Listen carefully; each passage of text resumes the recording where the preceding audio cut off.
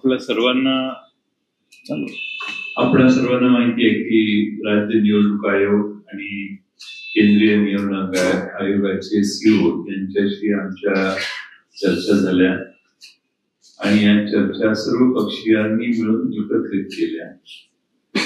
काल त्यांचं उत्तर जे झालंय ते काही समाधानकारक नाहीये आणि समाधानकारक नसल्यामुळे या प्रश्नाला लोकांपर्यंत पोहोचवण्यासाठी आणि या महाराष्ट्रात जे जे स्थानिक स्वराज्य संस्था निवडणुका लढवणार आहेत त्या सर्व पक्षांनी मिळून हा मोर्चा काढायचं ठरवलं.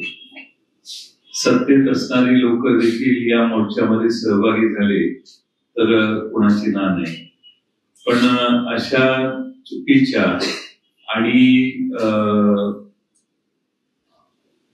म्हणजे चोरीच्या वाटेने मतदार उसळलेल्या मतदार यादीचा ज्यांना फायदा होतो ते कदाचित आमच्या मोर्चामध्ये येणार नाही, पण ज्यांना या सगळ्या चुकीच्या प्रकाराबद्दल चीड आहे, राग आहे आणि लोकशाहीला धक्का पोहोचवण्याचं काम ज्यांच्याकडून होते त्यांच्या विरोधात हा आमचा मोर्चा आहे. आणि म्हणून 1 तारखेला सर्व पक्षांच्या वतीनं मुंबईमध्ये मोर्चा निघतोय. आदरणीय शरद पवार साहेब, आमच्या पक्षाचे अध्यक्ष शशिकांत शिंदेजी आणि राष्ट्रवादी काँग्रेस या मोर्चात पाठिंबा देते, सहभागी होते. अशी अनेक उदाहरणं आहेत जी अजून आम्ही लोकांच्या समोर दिलेली नाही. आमची अपेक्षा आहे की निवडणूक आयोगाने वेळीच त्यांच्या चुका दुरुस्त कराव्यात. आता isakal.com आहे देशातील नंबर 1 ची मराठी न्यूज वेबसाईट. प्रत्येक अपडेटसाठी isakal.com ला नक्की भेट द्या. निवडणूक आयोगाने आम्ही जे आक्षेप घेतले त्याला आम्हाला उत्तर देणं हे आम्ही समजू शकतो, पण त्या उत्तराच्या पुढे मुळे नंतर अनेक प्रश्न उभे राहिलेले त्यालाही निवडणूक आयोग उत्तर देईल अशी आमची अपेक्षा आहे.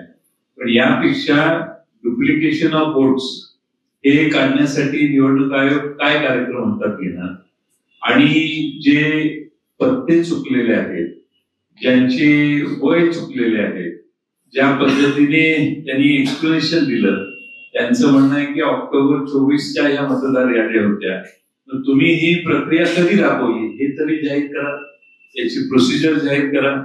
आणि 12 ऑगस्टला ज्यावेळी बातमी आली एका महिलेची 6 ठिकाणी त्यांची नावं आहेत, त्यानंतर संध्याकाळी ती नावं वगळण्यात आली यादीतून, जे आमच्या कार्यालयाने तपासलं.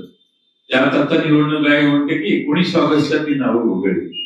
तर मग त्यांच्या जागेला व्हिजिट कुणी केली, त्यांच्या नावाला तक्रार कुणी केली, तक्रारीच्या वेळी तिथं BLA कोण गेले, BLO कोण गेले आणि मग त्यांची नावं वगळताना कोणता क्रायटेरिया लावला याचा खुलासाही निवडणूक आयोगाने जनतेला दिला पाहिजे.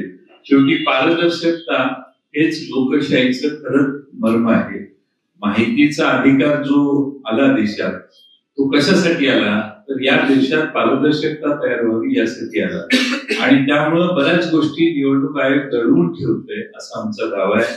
आणखीन आम्ही काही दिवसांनी बरीच महाराष्ट्राच्या जी यादी आहे त्यातले दोष जनतेसमोर मांडणार आहोत. पण 1 तारखेला आम्ही सर्व पक्षीय मोर्चा काढलेला आहे.